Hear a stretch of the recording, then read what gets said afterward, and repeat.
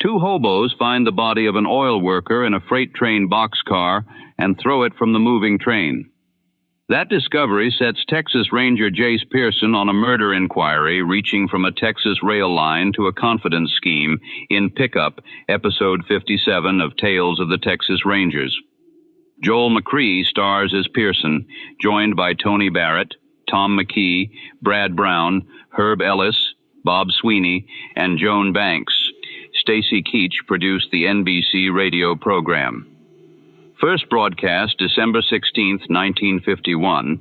This case comes from a series presented as based on recorded Texas Ranger cases, with Captain M.T. Lone Wolf Gonzalez serving as technical advisor. And now we return to the original broadcast.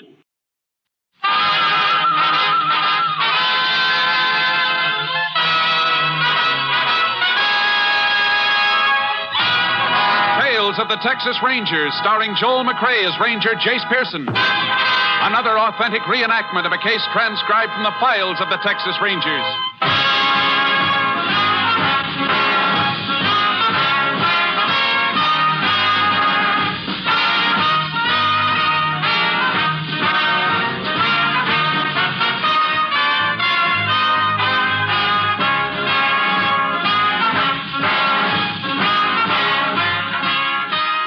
Dates and places in the following story are fictitious for obvious reasons. The events themselves are a matter of record.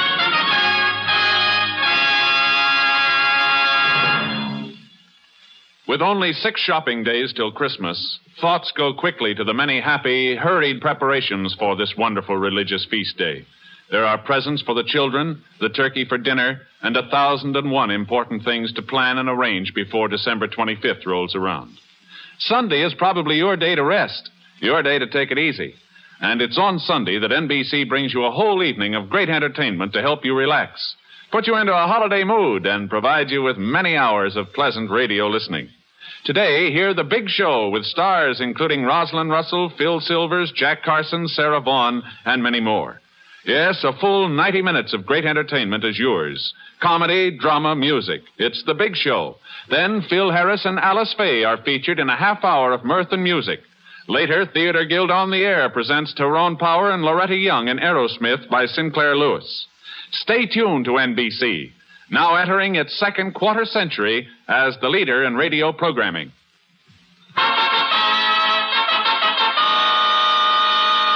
And now, from the files of the Texas Rangers, the case called Pickup.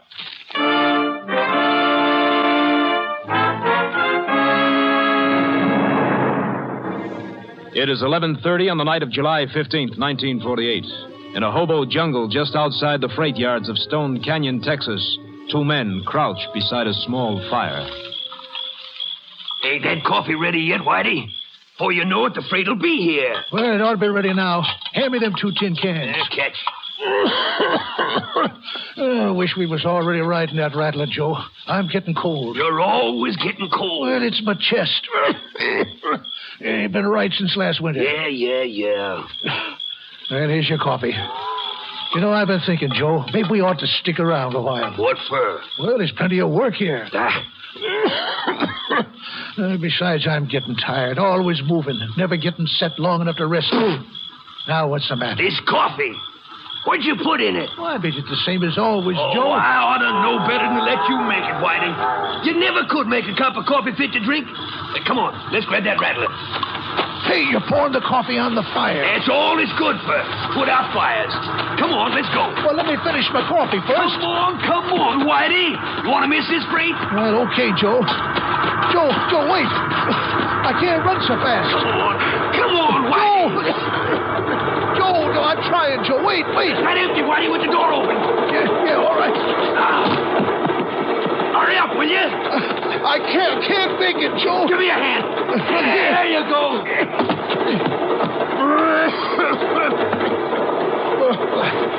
I don't know why I bother with you. More trouble. Move out of the way. I want to get the door closed. Might be some railroad ticks around. That's better. Joe, Yeah? there's somebody else riding in this car, over in the corner. Well, so what? You don't own the railroad. Well, he's laying on his face. Something's wrong with him. He's probably drunk. Leave him be. Well, maybe he's sick. I'm going to... Joe, Now what's the matter with you? this guy, he's dead. What? Yeah, let me see. Yeah. We had to pick this car. We got to get out of here, Joe. You crazy, Whitey? This rattler's moving too fast now. We get killed. Well, if the cops find us in here with that stiff, they'd send us away for good. We got to get out of here, Joe. Wait, I got a better idea. He's gonna get out. You going to throw a dead man off the train? Why not? He won't care. I still think we ought to leave him be. Get out soon as the rattler slows down near a town. What's the matter, you chicken? Come on, get hold of his other arm. Joe, no. Go on, grab it, Whitey. Now, let's get him over to the door. Oh, I feel sick. You're always feeling sick. Sure is rough country out there. Okay, throw him out. There we go. Don't have to worry about him no more. Okay, Whitey. What do you say we get some sleep?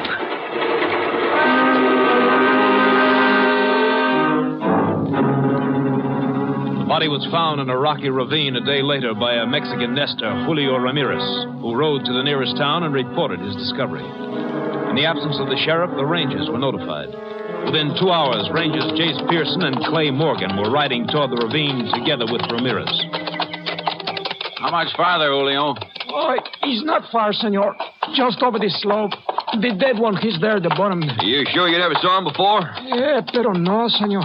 And I would know because in a whole year I seen maybe like 6 people. This one I never seen. That's why it was such a great surprise to find the dead one. Oh, Rosita, she was so scared. Rosita? Yeah, that's my burro, senor. She was so scared.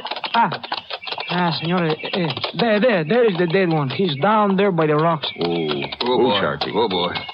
Yeah, Jace, railroad tracks on the other side of the ravine. Uh-huh. Julio, Si, senor. how often do the trains come past here? Oh, 2 times a day, senor. But they do not carry a lot of people. You mean the freight trains? Si, that's it. Freight trains. He could have fallen off one of these freights, Jace. Yeah, we'll know better when we get a look at the body. Get up, Charlie. Come on. Yeah, arre, Rosita, arre. No, Rosita, don't be scared. The dead one will not hurt you, querida. Easy, Charlie. Easy, boy. Yes, senores, my Rosita, she's still scared. If you don't need me some more... You can go now, Julio. Thanks for helping us. Por nada, senor. I'll be in my shack over that hill. Arre. Adios, senores. Ooh, Charlie. Oh, boy. Whoa. Let's get to work, Clay. Hey, shirt's torn. There's dirt and rock dust all over his back. Looks like he did fall off one of those freights. Or got pushed. Yeah, turn him over, will you? Yeah. Jace. Yeah, shot in the chest. Well, that's our first break. Bullet didn't go through the body. We'll be able to turn the slug over to ballistics. I'll check him for identification. Not what you'd call a pretty boy, is he? Rolling down that hill didn't improve his looks any. You find anything? Not yet. Pockets are clean. I don't think we'll get much from the dungarees and the shirt. Hey, wait a minute. What is it? Laundry mark on the shirt. CJ405. That's some help. Not too much. We'll have to check every laundry in Texas to find out where this came from. I got a hunch we may not have to do that. That stain on his shirt and those 2 on his dungarees. What would you say they were? It could be crude oil. Uh-huh. And take a look at his shoes. Some more stains on top and oil caked in the soles. Yeah, looks like he worked in the oil fields. We'll have the lab go over these clothes, but it sounds like a pretty good bet. An awful lot of oil towns in Texas, Jace. Yeah, but only one I know of on this rail line. You mean that boom town south of here? That's it. Ralston. I suppose we find out he did come from there. How'd he get in one of those freights and who pushed him off right here at this spot? We'll worry about that later. Come on, Clay. We got a lot to do before we head for Ralston.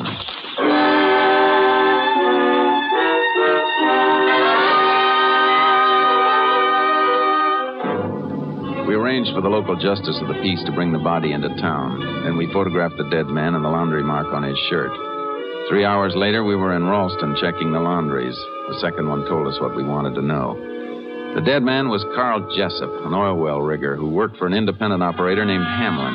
We located Hamlin at one of his drilling rigs. Well, what can I do for you, Rangers? We'd like to ask you a few questions. Sure, excuse me just a minute. Scotty, tell Al over in the knowledge house to come on out and check that bit when you get her up. All right, what kind of questions? You know a rigger named Carl Jessup? I did. What do you mean you did? Well, he worked for me till 2 nights ago. Didn't show up for work the next morning, so I figured he took off. Any reason why he'd do that? Well, he'd just been paid a month's wages. Maybe he just wanted to move on, work someplace else. But he didn't tell you he was going to quit. No, he didn't. Wasn't surprised, though. Why not? Well, Carl was always kind of restless. Big, homely boy. Got the idea he was always unhappy about something. Anything in particular he was unhappy about? Well, I don't rightly know. Seemed like he was carrying a grudge against the world because he was born so homely, I guess, but that's only a guess. Clay, show Mr. Hamlin the photo. Yeah. Is that Jessup? Yeah, that's him, all right. It was kind of funny, Ranger. Was he hurt or something? He was murdered, Mr. Hamlin. Shot through the chest. Murdered? But who'd want to... That's what we're trying to find out. Did Jessup ever fight with any of the other oil workers around Ralston? Not that I know of. Like I say, he was quiet and never cracked a smile, but I never seen him fight with nobody. When was the last time you saw him? Well, like I say, 2 nights ago. I just paid the men, and most of us went down to the Bonanza Cafe for a glass of beer. Jessup was there. Did he seem upset about anything? Upset? No. Matter of fact, he was looking happier than I ever seen him look. Can't say as I blame him, neither. How do you mean? Well, he was talking with the prettiest redhead I've seen in a long time. Oh? You know her name? No, never seen her before. But can you describe her? That ain't hard. She's about 5'4", and built like a...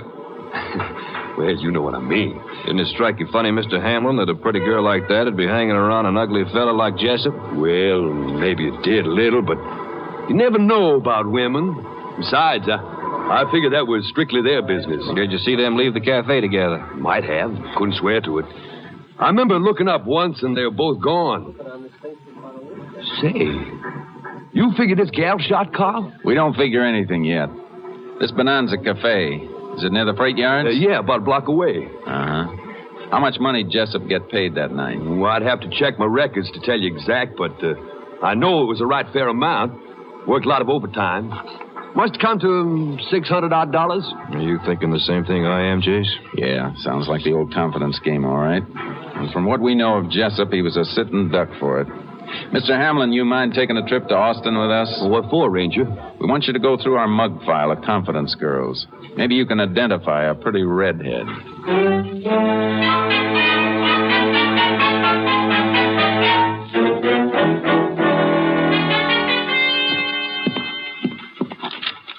How about that one, Mr. Hamlin?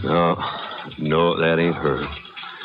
Now, look, Ranger, I'm glad to help out if I can, but I'm getting a little tired of looking at gals' pictures. We don't have many more to go through. Hand me that last bunch of folders, Clay. Sure.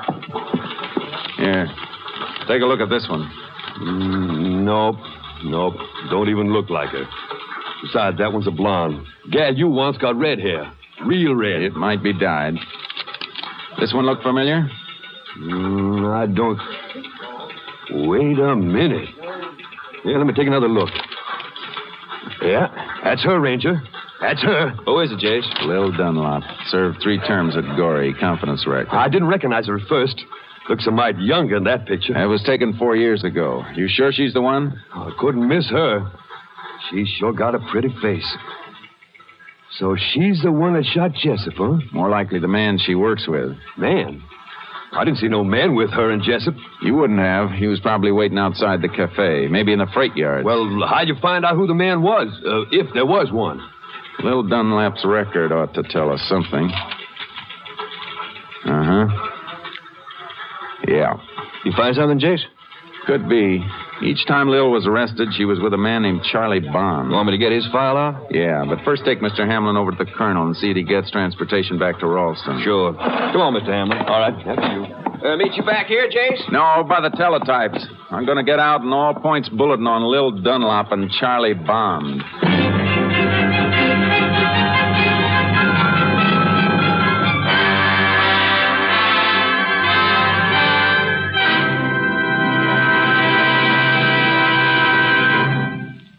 In a moment, we will continue with Tales of the Texas Rangers, starring Joel McCrea as Ranger Jace Pearson. Charity is all mankind's concern, and especially at this time of the year, we must, in our charity, remember there are many less fortunate men, women, and children who have not even shelter, much less a comfortable home where families can be reunited.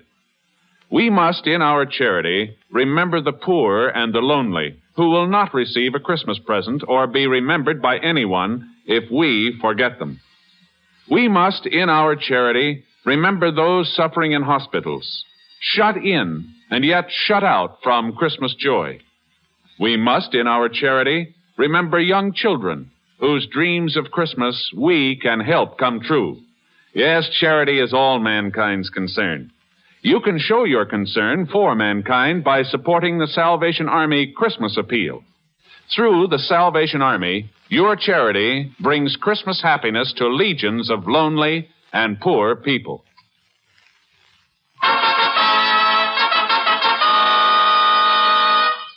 We continue now with Tales of the Texas Rangers and our authentic story, Pickup.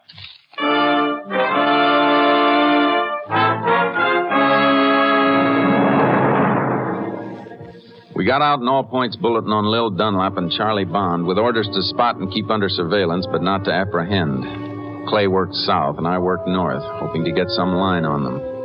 The first day passed without results. So did the second. The third day at noon, I received an urgent radio call from Clay. I met him back at company headquarters.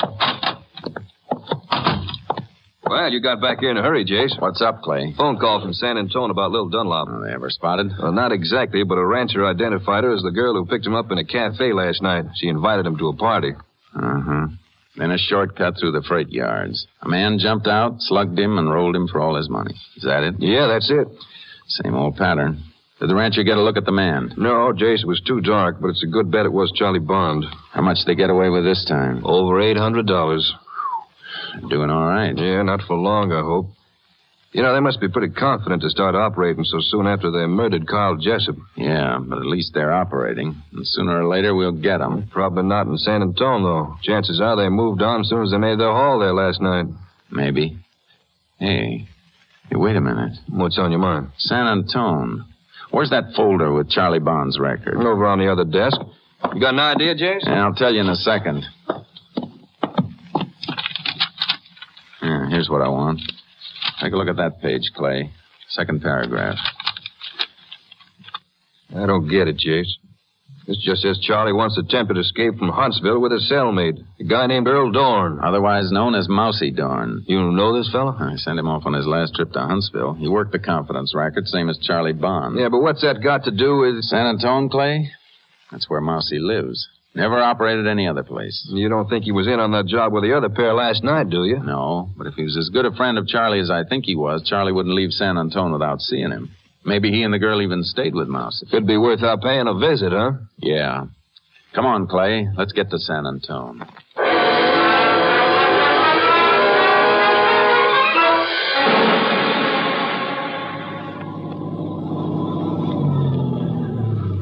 This is it. Doesn't look like anybody lives here. We'll soon find out. Not what you'd call a fancy house. Well, Mousy never did go in much for trimmings.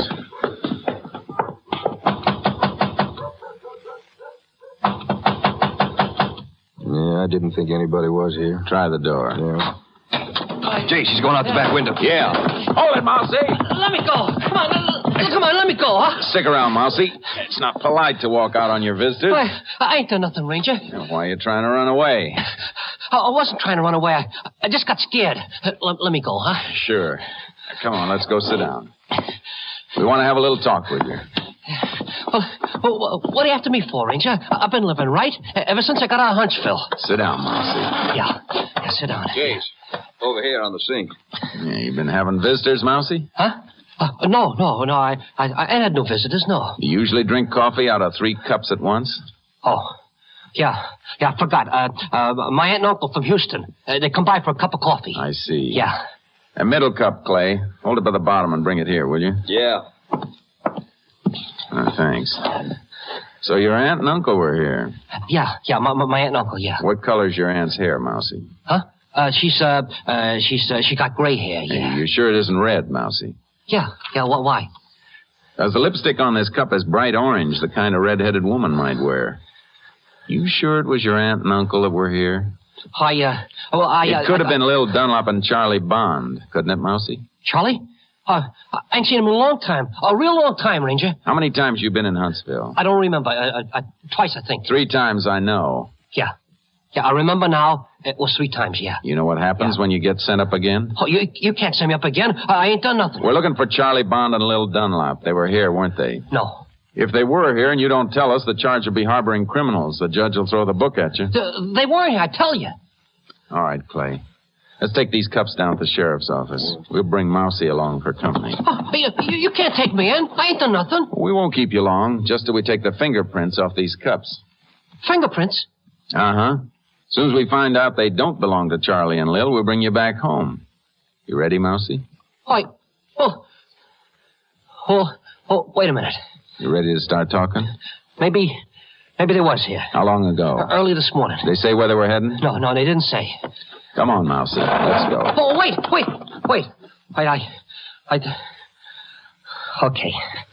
Okay, Ranger. They're going to Gulf City. It sounds like they're going to try their luck with a seaport for a change, Jason. Yeah. Which cafe will Lil be working, Mousie? I don't know. She and Charlie were talking about it. They figure they decide when they get there. Come on, Clay. I don't know what happened to Charlie and Little Ranger. You gotta believe me. If I'd have known, I'd have told you right off. I'll bet. Next time, just be more careful about who you invite for coffee.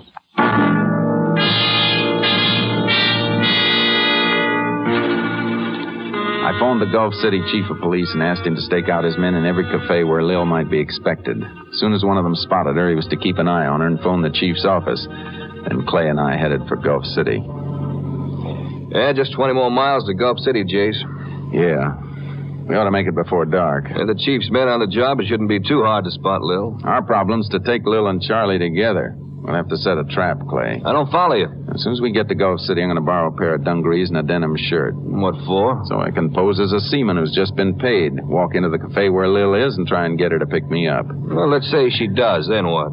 And she'll lead us to Charlie Bond. But, Jace, Charlie's a killer. You won't be able to carry a gun in that seaman's outfit. No, but you'll have a gun, and you'll be tailing me from the minute Lil and I leave the cafe. Yeah, I hope it works. Not half as much as I do, Clay. Not half as much.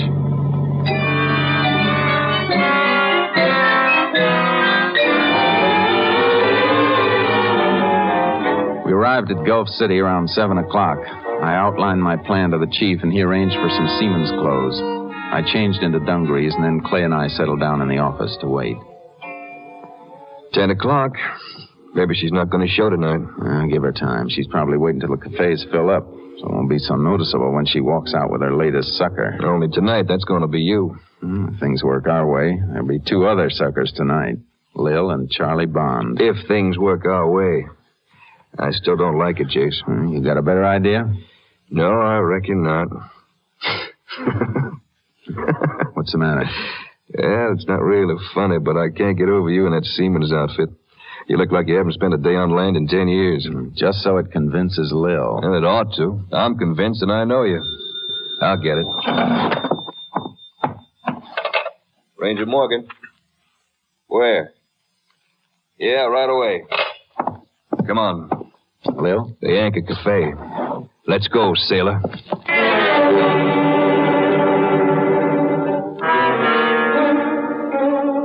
The cafe was crowded with seamen when I walked in. I spotted Lil at a corner table and passed her on my way to the counter. Took out a wad of bills and made sure she could see them, and then I asked the proprietor for change to play the jukebox. I put in a nickel, and when I turned around, she was standing at my shoulder. Hello, sailor. Hi. You like music, huh? Uh-huh. We don't get to hear much aboard ship. You off one of the tankers? Yeah. What's your name? Jack. Jack. That's a real nice name. Mine's Lil. Buy me a beer, Jack? Sure. Come on over. I hope you don't think I did wrong coming up to you and speaking first. Glad you did. 1 beer and coffee, please. But don't you drink beer? Yeah, sometimes. Oh, I knew when you came in you'd be nice to talk to. I was right, too. It's funny, I was thinking the same thing when I saw you. Were you? I didn't even know you'd noticed me. Oh, with that pretty red hair and... How could I miss you? You are nice. I'll be right back. Gee, I wish we could dance in here. Yeah, so do I. Hey, I got an idea. A few friends of mine are having a party tonight. Why don't we go? We could dance there.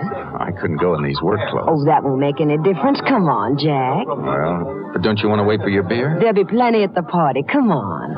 Okay. Forget that beer and coffee. Maybe I ought to go back to the ship and change into some better clothes. I told you it won't make any difference. My friends won't care. Which way? Right down here. Sure, I'm glad I met you tonight. Yeah, me too. Only I wish we'd met a long time before this. You see, I was right. You are nice. Oh, we take a shortcut through here. Freight yards? Mm-hmm. My friends live right on the other side. This'll save us a couple of miles of walking. Well, if you say so. It only takes a few minutes. How come you're so quiet all of a sudden? Reckon I don't have much to say. Oh, I expect we'll have a lot to talk about before the evening's over. You can say that again. Well, now, that's more like it. For a minute there, I was beginning to think you didn't like me. You scared of something, Lil? Well, of course not. Why? The way you're looking around, No, you don't. Slug him, Charlie. Slug him. Give me that gun. Charlie, look out. Grab the girl, Clay. I got this one. Yeah. Get your hands off. Hey, come on. Get him off. Come on, I said give me that gun, you. Charlie. You killed Charlie. Yeah, he'll be all right. You okay, Jace? Yeah. Put the other pair of cuffs on Charlie. Sure. Dirty, dirty cops. Hey, you sure hit him hard, Jace. He's out cold in the fish. I should have known you were a cop. I should have figured it out the minute I saw you. Don't worry, Lil. You'll have plenty of time for figuring from now on.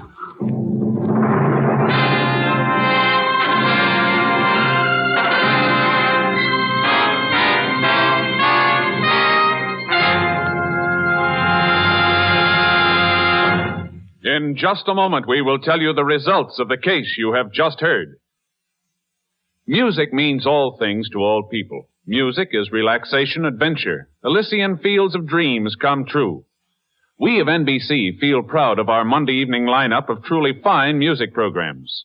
Tomorrow means more fine music on NBC, with the Railroad Hour featuring Gordon McCrea. Tomorrow, Nadine Connor will guest on the Railroad Hour production of the Romberg-Gershwin musical Rosalie to add to your Monday evening listening pleasure. Also tomorrow, there's The Voice of Firestone with guest Jerome Hines and Howard Barlow directing the orchestra in March of the Toys. Later, there's the Telephone Hour with guest soloist Michael Rabin and the orchestra under the direction of Donald Voorhees. And enjoy the Mario Lanza Show with Mario Lanza, lovely Giselle McKenzie, and Ray Sinatra and the orchestra. Yes, Monday is your invitation to hear the Railroad Hour, the Voice of Firestone, the Telephone Hour, and the Mario Lanza Show. Hear it on this station.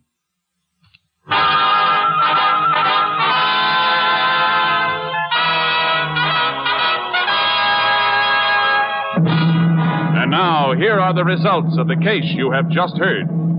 Faced with ballistics proof that his gun killed Carl Jessup, Charlie Bond admitted shooting him and placing his body in a freight car. Bond and Lil Dunlop received life sentences in the penitentiary. Early in 1949, Whitey Holmes, a vagrant dying of tuberculosis in the county hospital, confessed that he and another man had thrown the body of Carl Jessup from a moving train, thus clearing up the unsolved element in the case.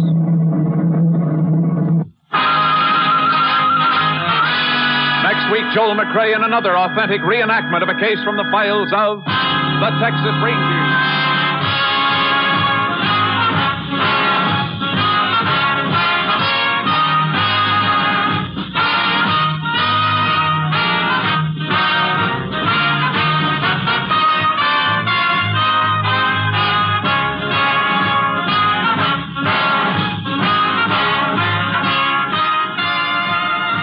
The cast included Tony Barrett, Tom McKee, Brad Brown, Herb Ellis, Bob Sweeney, and Joan Banks. Technical advisor was Captain M.T. Lone Wolf Gonzalez of the Texas Rangers. This story was transcribed and adapted by Charles E. Israel, and the program was produced and directed by Stacy Keach. Hal Gibney speaking.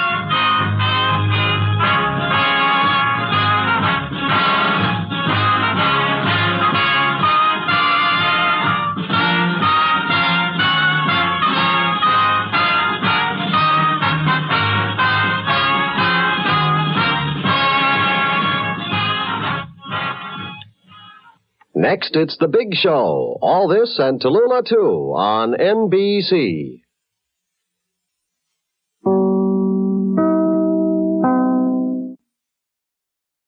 Our visit with Tales of the Texas Rangers, Episode 57, Pickup. Follow Tales of the Texas Rangers for more classic broadcasts.